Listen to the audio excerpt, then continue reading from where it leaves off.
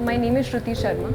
So, I have been a student of history, so history is something which deeply motivates me. What is history?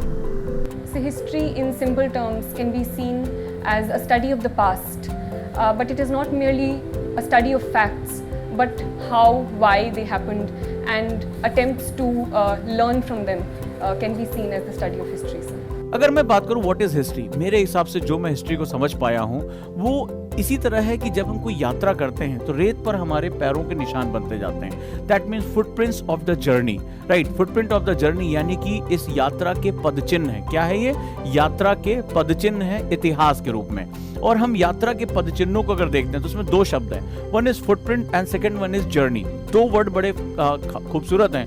अपनी धारणाओं को अगर आप किनारे रखें और थोड़ी देर इसको समझने की कोशिश करें कि केवल ये घटनाएं नहीं है. एनसीईआरटी अपने पहले ही 6th क्लास में आवर पास्ट के पहले ही पेज पे ये बात कहता है बड़े खूबसूरत तरीके से कि एक्चुअली में जो हमारी जर्नी है, हम ये समझते हैं कि आज हम कहाँ हैं, लेकिन हम यहाँ कैसे आए, हम कौन थे. क्या शुरुआती दौर में हम इसी तरह के कपड़े पहनते थे, या हमारे कपड़े, हमारे खान पान, हमारा पहनावा, क्या हमारे पूर्वज बर्गर खाया करते थे, या हम किस रूप में थे. अगर हम आज यहाँ पहुंचे हैं तो किन पड़ावों से होकर गुजरे हैं.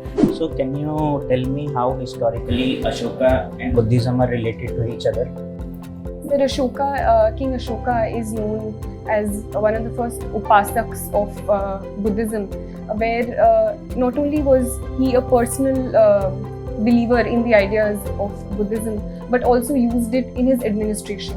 So his idea of Dhamma was propagated through the whole of India through his pillar edicts and rock edicts. Sir.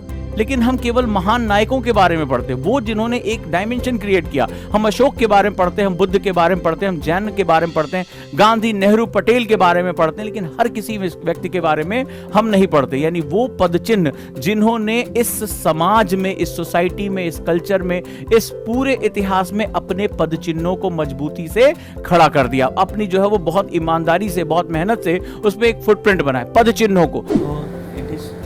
After Kalinga War, Ashoka adopted Buddhism, denounced all power. He doesn't focus on defense services.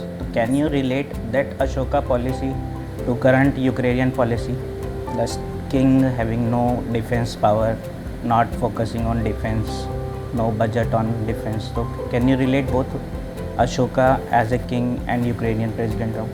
So some historians do say that the reason that the fall of the modern empire happened was due to the lack of emphasis on the defense policy after the Kalinga War. So, if I try to apply that to the recent Russian-Ukrainian crisis, it is being said that due to the 1994 memorandum, Budapest memorandum, Ukraine did give up its nuclear weapons and did not think about its security interests and did not become a part of NATO. And so for that reason, Russia found it easier to start a war in Ukraine. Sir. Good.